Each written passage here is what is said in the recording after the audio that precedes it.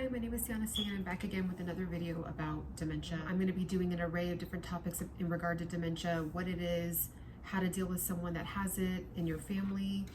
Right now I am taking care of my grandmother who has dementia. She's had it for about 7 or 8 years at this point. So I've been her caregiver for the last 5 years, and in the last 5 years I've learned a ton of information, a ton of different tactics and methods on how to help somebody with this condition. It's not easy, it's very difficult, it requires a lot of patience. So today's video is going to be about somebody living with dementia. First off, living with dementia, what I've noticed with my grandmother, it's been an insanely difficult road and long road for her. Obviously just being somebody that is used to being on the go, independent, working, being there for her family, cooking, cleaning. She loves to do art. Just being somebody that was very active. So today I'm going to go over 6 or 7 things on what it's like for someone who has dementia. So if you see me looking down, it's because I'm referencing my notes. So number 1 I have here is feel scared right when they wake up. It's really scary for them. They don't know what the day is going to be like. They don't know what they are going to be struggling with. They have no idea what to even do half the time. They are going through this transition of forgetting a lot of things that they're used to doing, which is whatever their routine was. If they're retired, maybe they had, different hobbies or things that they like to do. There's a lot of nervousness there. There's a lot of confusion. There's a lot of anxiety of just not knowing what to do with their day. They may be somebody that has worked for 50 years and has had the same routine that they were used to doing. And sadly, they are not remembering how to do those things. Waking up, okay, I gotta brush my teeth, I gotta wash my face, I gotta get in the shower, I gotta get dressed, I gotta organize my day. They don't even understand how to do that anymore, especially when they're at the late stages that my grandmother's at right now. But every single day, when you know that you're diagnosed with dementia or Alzheimer's, you kind of just don't know what to expect for that day, because sadly with the condition, your brain cells are dying. So with the brain cells dying, there's a lot of different things that those particular brain cells help them remember to do, and because they're dying, they're not able to remember how to do them anymore. So again, right when they wake up, it's a lot of fear, it's a lot of nervousness, it's a lot of anxiety. So you really want to remember that when you are dealing with somebody that has dementia, and just be very compassionate and understanding with that. Number 2 is you may find that they just don't want to talk to people.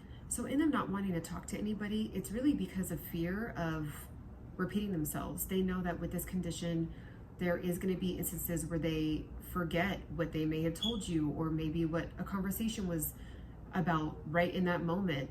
They may have forgotten that they completely told you an entire story about a childhood instance, or something that they remember from working at their job for years, or something that they did yesterday, and then all of a sudden they're repeating it again, and then you're looking at them like, oh, grandma or grandpa or whoever, you actually just told me that. And then it gets really frustrating for them. They're like, man, I don't even have a recollection of me ever even telling you. So it's a lot of fear around repeating themselves. It's a lot of fear around them not even knowing what they're just talking about anymore. Maybe they were somebody that had a lot of knowledge in a particular area, and now because of the condition, they are forgetting details about that particular expertise that they had. And it's really sad, it's really frustrating, especially when you spent your entire lifetime maybe being an expert at, it was accounting, finances, marketing, sales, and they're going through telling you this good old days kind of story about it, and they don't even remember those particular aspects of whatever job they have, or the expertise behind whatever field they were working in. And it's really sad. And then it, of course, as we say, oh, remember this, and try to coach them through helping them remember, it's just really making them at the end of the day really sad and really frustrated. And although we do have great intentions with that, and we do want to do those things as far as encouraging them, we have to also remember that they're going to just be very disgruntled that they even forgot this information to begin with. And it's just something that's kind of out of their control. And so we have to remember that. So number 2 is They may just not want to talk to you for that day, and we have to, again, be compassionate about that. So number 3 is waking up feeling just defeated. They may have been somebody that was the matriarch or patriarch of the family, and they feel like they have nothing to offer the world. They feel like they are of no more value, because at the end of the day, now that they have this condition, there is a lot of things that are going to have to be done for them. They're going to need a lot of help in a lot of areas that they were used to doing on their own, very independently. And now that they need a lot of help, and they were used to providing a lot of value or providing help or being a caregiver themselves or being the breadwinner of the house, whatever it is, now they can't do those things anymore. So they feel defeated. And we have to remember that although we are going to be doing a lot of things for them, if there's things that they can do or things that they can do halfway, or maybe they forgot it, but as we coach them through a particular process, maybe getting dressed or whatever it is, and they know how to, they start to remember how to do it, let them have that autonomy, let them have, empower them to continue on in that particular moment, if they're able to remember something, because those moments are going to be so much more important than, say, to us who do things so fluidly. So remember that their sense of feeling defeated is something that, again, that they can't control. It's going to be a natural emotion that comes up from not being used to this new position in life, which is someone that needs to be cared for. So we just got to remember that, again, and be very patient and compassionate and understanding of what they're going through.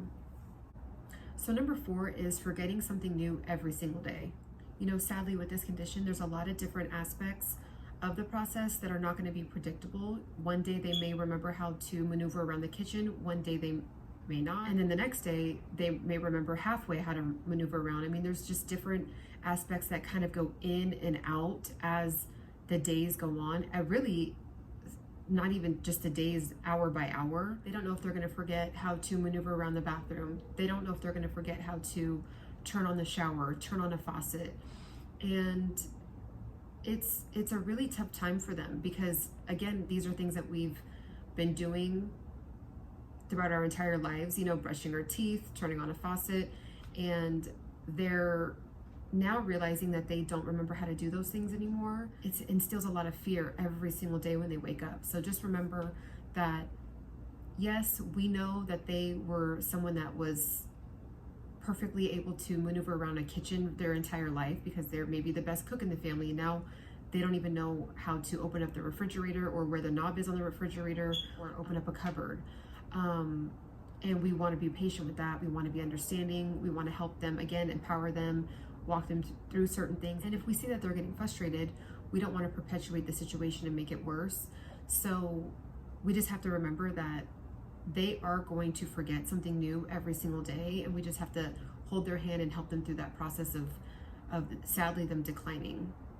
So number 5 is, a lot of people with dementia and Alzheimer's wake up with a lot of guilt. They're used to, again, doing things on their own, being the parent, being the grandparent, being the uncle, being the aunt, and now they have to rely on their sons, daughters, nieces, nephews, younger individuals in the family, maybe friends. They're having to rely on others to now take care of them. And so it just brings on a lot of guilt, because one of the examples that I can say personally for my grandmother, she's like, you should be out, traveling, or no, go have fun with your friends, or, I can figure it out. And it's like, no, Grandma, I'm going to stay. I'm going to help you, find whatever you need to find, or I'm going to help you organize this, or I'm going to help you clean. And it just brings a lot of guilt for them. They feel like they're taking away from time of your youth for some reason. And again, none of that's true.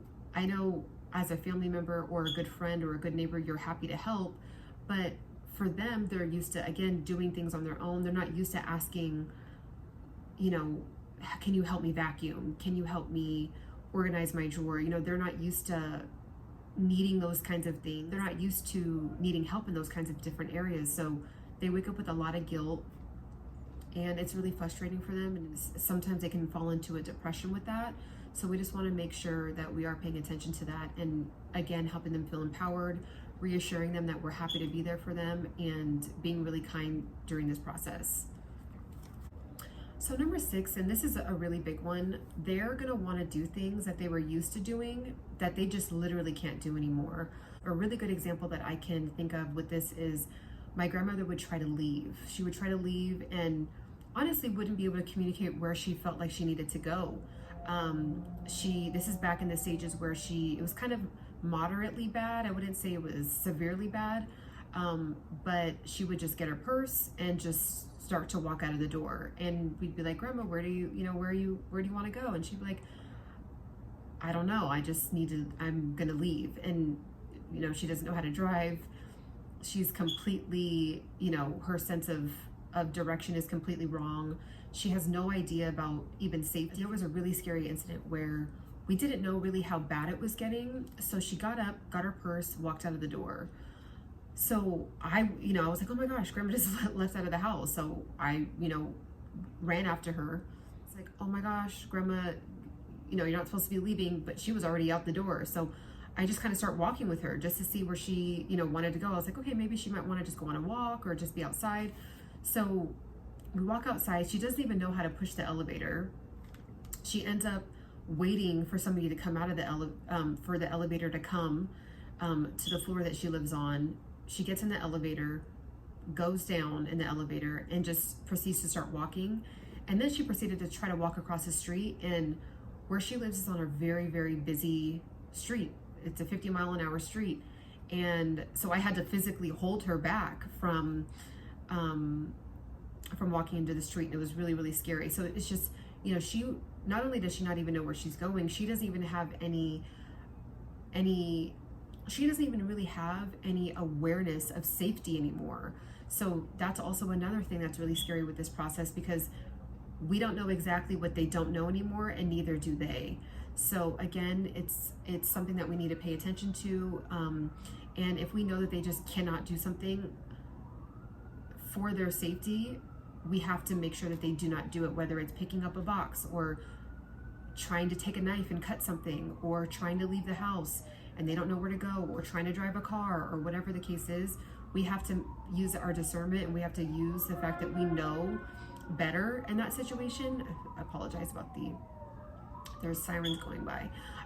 But we have to be okay with knowing that we are the ones that know what's better for them at this particular point in their life. And we have to make those decisions for them. And we shouldn't feel bad about it. We should know that it's coming out of love and safety for their well-being. So lastly, number 7 that I want to talk about today is their identity is completely being stripped away. They might used to be the life of the party, the one that cracked jokes, the one that gave everybody amazing advice, the rock of the family, the strength of the family. And now they are completely being reduced down to somebody that needs 100% care around the clock. And it's really tough for them, and they know that they're going through this process as it's happening, because there was a term that I heard and I really agreed with it. They call it the slow goodbye, because it really is a slow goodbye. It's like, my grandmother's been going through this for the last 8 years, and that was when she was diagnosed. Not sure how long she had it prior to that, but she's been diagnosed with this for 8 years, and it's just, a very slow unlearning, forgetting, memory loss, just a very slow process of her brain cells dying. And so there is a point in time where she actually did remember a lot of things, but she'll remember that she can't remember at a particular point. Now she's at a stage where she's completely just forgotten about 90% of most of things in life. But at a time she was like, oh my gosh, I remember that I can't really remember things anymore. And so it's really sad. And they start to become somebody that might be depressed, or they might be somebody that, starts to become very introverted when they used to be very extroverted and very lively and talkative. And so we just have to remember that their essence of who they are, everything that they loved about themselves, everything that we love about them is starting to be stripped away. And we have to be cognizant of that and understanding of that, and make sure that we are being very patient with that as well, and not putting a lot of expectations on them. It's like, if something happens, we don't want to say, oh, you used to remember that, or you used to tell me the best stories, or you used to make me laugh. It's like, we can't be doing that with somebody that's going through this very, very vicious, slow disease.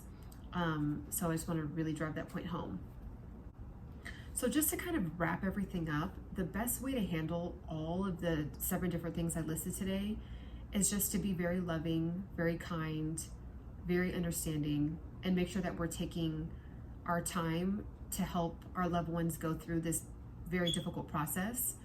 And if we ever feel like we are having a tough moment ourselves, or we feel like we're going to lose our patience or lose our cool, it's what I've done is just I take a couple minutes, I step away, I go get some juice, or I go make myself a snack, or I might just go on like a quick walk, or whatever the case is, just to kind of calm myself down, or just kind of remind myself, she's the one that's going through 10 times worse than I'm going through at that moment, with trying to get her to do something that she doesn't remember how to do. And so just want to make sure to drive that point home. So that's pretty much it. I really hope you guys took something away from this video. If there is anybody that can benefit from this or is going through this, I would love for you to send this video to them. I feel like this is something that is not really talked about on a mainstream level, and it's something that we kind of just hear that old people get, and we're just like, oh, kind of sucks, when you're old you get that. But no, it's a big deal, and it's not to be taken lightly. So I really want to just end it on, I really hope that this has helped you out. I have enjoyed making the video. It's a good way for me to release a lot of things that I've frustrations and sadness of just dealing with watching a family member deteriorate. So I really enjoy making these videos, and I hope that this helps you out. Again, like and subscribe and comment down below with anything else that you want to know about dementia. And I hope you guys have a great rest of your day. Bye.